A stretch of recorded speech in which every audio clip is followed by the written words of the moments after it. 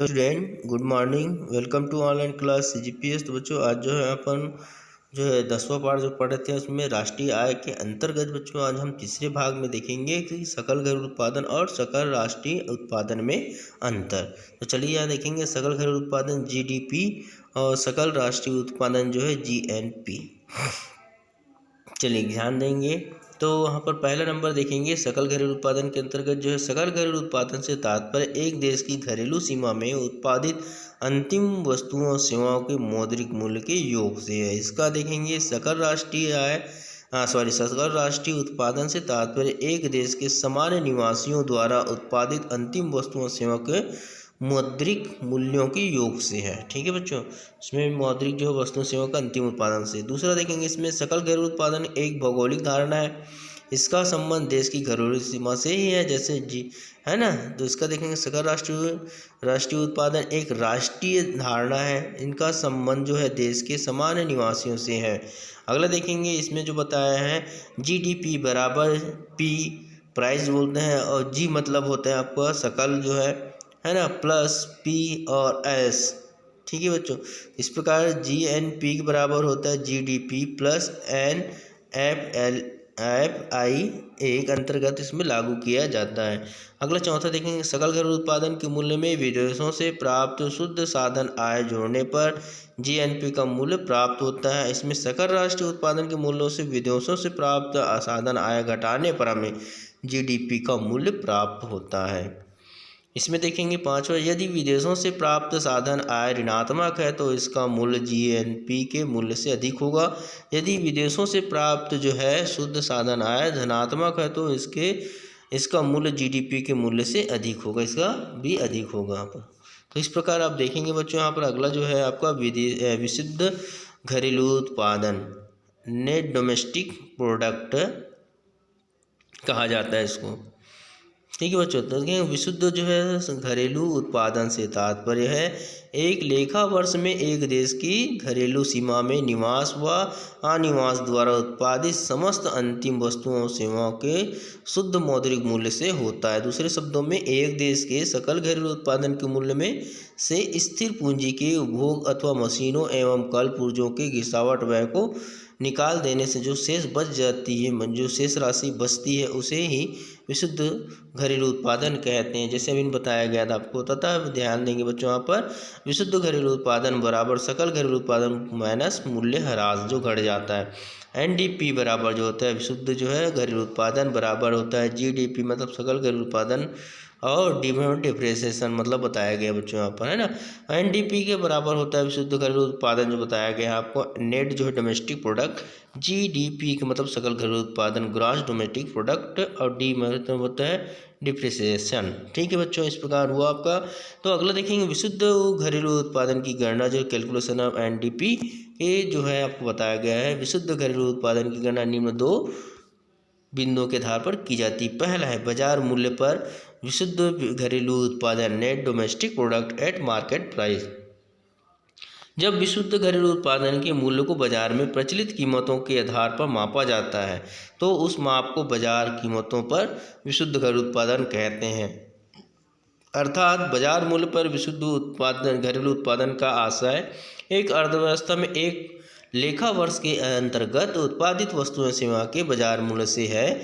इस संबंध में जो है स्मरणीय है कि इसका जो संबंध भी देश के ही घरेलू सीमा से है। इसमें देश की घरेलू सीमा में रहने वाले विदेशियों के सहयोग को शामिल किया जाता है, लेकिन विदेशों में रहने वाले देश के नागरिकों के सहयोग को शामिल नहीं किया जाता। अर्थात जो है यहाँ पर दिया है बाजार मूल्य पर विशुद्ध घरेलू उत्पादन बराबर एक देश की सीमा के भीतर एक लेखा वर्ष में उत्पादित सभी अंतिम वस्तुओं सेवाओं को बाजार मूल्य कहते हैं। इस प्रकार देखेंगे इससे बाजार की कीमतों पर विशुद्ध जो है राष्ट्रीय उत्पादन में से विदेशों से प्राप्त विशुद्ध साधन आय को घटाकर भी निकाला जा सकता है ना। तो ध्यान देंगे यहाँ पर जो बताया है।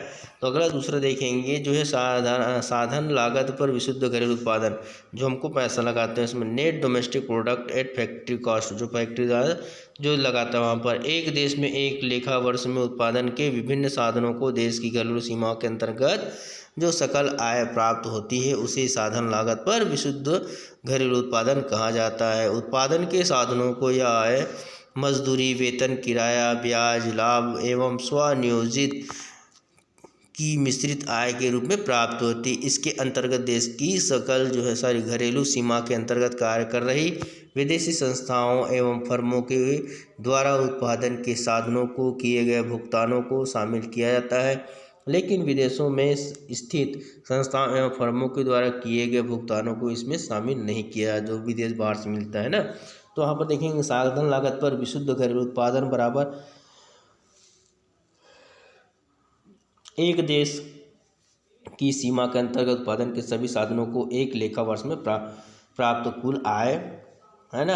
यहाँ पर जो बताया गया है आपको जो ध्यान देंगे, NDPFC बराबर साधन लागत पर विशुद्ध घरेलू उत्पादन, फिर उसके बाद NNPFC मतलब जो है साधन लागत पर विशुद्ध राष्ट्रीय उत्पादन, और NF जो बताया था IA मतलब होता है नेशनल और इंटरनेशनल बोलते हैं, विदेशों से प्राप्त विशुद्ध साधन। ठीक है, अगला देखेंगे यहाँ पर जो बताया गया आपका बाजार की कीमत पर विशुद्ध घरेलू उत्पादन तथा साधन लागत पर विशुद्ध घरेलू उत्पादन में अंतर। तो यहाँ पर देखेंगे बाजार जो होता है, बाजार की कीमत पर विशुद्ध घरेलू उत्पादन से तात्पर्य एक देश की घरेलू सीमा में निवासियों अनिवासियों द्वारा उत्पादित अंतिम वस्तुओं एवं सेवाओं के बाजार मूल्य से होता है। जबकि इसमें देखेंगे साधन लागत पर विशुद्ध घरेलू उत्पादन एक देश की घरेलू सीमा में कार्य करते हुए देश के उत्पादन के साधनों को प्राप्त होने वाली आय को मापा जाता है, जितना है ना। इसमें देखेंगे इसके अंतर्गत शुद्ध अप्रत्यक्ष करों को शामिल किया जाता है इसमें, जबकि घरेलू जो है विशुद्ध घरेलू उत्पादन को साधन लागत पर निकालते समय शुद्ध जो है अप्रत्यक्ष करों को शामिल इसमें नहीं किया जाता बच्चों। दूसरा है इसकी गणना बाजार की कीमत पर की जाती है, इसकी गणना साधन लागत पर की जाती जो वास्तव में है। चौथा देखेंगे बाजार की कीमत पर विशुद्ध घरेलू उत्पादन NDPMP बराबर NDPFC के शुद्ध अप्रत्यक्ष कर। इसमें देखेंगे इसकी गणना साधन लागत पर की जाती है, साधन लागत पर विशुद्ध उत्पादन जो है NDPFC बराबर NDPMP विशुद्ध माइनस शुद्ध अप्रत्यक्ष कर। इसमें प्लस रहते हैं, इसमें माइनस ध्यान रखें। अगला देखेंगे विशुद्ध राष्ट्रीय आय विशुद्ध जो है राष्ट्रीय उत्पादन जो है नेट नेशनल प्रोडक्ट और NNP। तो सकल राष्ट्रीय उत्पादन की तरह विशुद्ध राष्ट्रीय उत्पादन की अवधारणा भी एक राष्ट्रीय अवधारणा है। विशुद्ध राष्ट्रीय उत्पादन किसी देश की घरेलू सीमा में एक लेखा वर्ष में उसके सामान्य निवासियों द्वारा उत्पादित अंतिम वस्तुओं एवं सेवाओं के शुद्ध मूल्य तथा विदेशों से प्राप्त शुद्ध साधन आय का योग होता है। दूसरे शब्दों में बताया गया बच्चों सकल राष्ट्रीय उत्पादन के मूल्य में घिसावट व घटाने के बाद हमें विशुद्ध राष्ट्रीय आय जो उसमें मिलता है प्राप्त होता है यहाँ पर। तो यहाँ पर दिया है विशुद्ध राष्ट्रीय उत्पादन बराबर सकल राष्ट्रीय आय माइनस घिसावट है, तो उसमें घिसावट को आपको घटा देना है बच्चों। अगला देखेंगे बाजार की कीमत पर सकल राष्ट्रीय उत्पादन विशुद्धिकरण को उत्पादन यहाँ पर नेट जो दिया है NGNP and NNP eight market price जो है किसी देश में एक वर्ष में उत्पादित समस्त वस्तुओं सेवाओं की इकाई को बाजार कीमत से गुना कर दिया जाता है। यही गुणनफल बाजार की कीमत पर सकल राष्ट्रीय उत्पादन GNP कहलाता है। इसमें विदेशों से प्राप्त शुद्ध साधन आय को जोड़ लिया जाता है। बाजार की कीमत पर विशुद्ध राष्ट्रीय आय ज्ञात करने के लिए बाजार कीमत पर प्राप्त सकल राष्ट्रीय उत्पादन में से मशीनों का घिसावट व्यय घटा दिया जाता है। यही बाजार कीमत पर विशुद्ध राष्ट्रीय उत्पादन होता है। तो बाजार की कीमत सकल राष्ट्रीय उत्पादन बराबर उत्पादित वस्तुओं की संख्या गुणित बाजार कीमत। ठीक है बच्चों, अगला देखेंगे बाजार कीमत पर विशुद्धिकरण। सो आपने सकल राष्ट्रीय उत्पादन लिखा है, अब वहाँ पर विशुद्ध राष्ट्रीय उत्पादन जो बताया गया है बाजार कीमतों बराबर बाजार कीमतों पर सकल राष्ट्रीय उत्पादन माइनस घिसावट व्यय को वहाँ पर माइनस कर देंगे। तो यहाँ पर ध्यान रखेंगे बच्चों आप लोग जो है। अब आगे देखते हैं साधन लागत पर सकल राष्ट्रीय उत्पादन एवं विशुद्ध राष्ट्रीय उत्पाद। तो आइए देखते हैं यहाँ पर बच्चों, यहाँ पर बाजार में प्रचलित कीमत में कुछ कर या टैक्स भी शामिल होते हैं, सभी को मालूम है। उदाहरण के लिए बिक्री कर होता है, सेल टैक्स बोलते, उत्पादन कर, प्रोडक्शन टैक्स आदि। इन करों को अप्रत्यक्ष कर कहा जाता है। प्रायः जो है सभी वस्तुओं के मूल्य में यहाँ कर टैक्स शामिल होते हैं, जिससे बाजार की कीमत उद्योगों द्वारा निर्धारित कीमतों से अधिक होती है। इसके अतिरिक्त सरकार उद्योग को आर्थिक सहायता प्रदान करती है। यह आर्थिक सहायता जो है सब्सिडी बोलते हैं। मूल्य वृद्धि पर नियंत्रण, उद्योगों का विकास, रोजगार के अवसर वृद्धि इत्यादि के लिए होती है। इस प्रकार जो है साधन लागत पर सकल राष्ट्रीय उत्पादन ज्ञात करने के लिए बाजार कीमत पर सकल जो है राष्ट्रीय उत्पाद में से अप्रत्यक्ष करों को घटा देना चाहिए तथा आर्थिक सहायता सब्सिडी को जोड़ लेना चाहिए। इसी प्रकार साधन लागत पर विशुद्ध राष्ट्रीय उत्पादन ज्ञात करने के लिए साधन लागत पर प्राप्त सकल राष्ट्रीय आय में से घिसावट व्यय घटा देना चाहिए। तो सूत्र में देख सकते हैं यहाँ पर बताया गया है बच्चों, यहाँ पर अप्रत्यक्ष कर जो है यहाँ पर दिया गया है प्लस आर्थिक सहायता।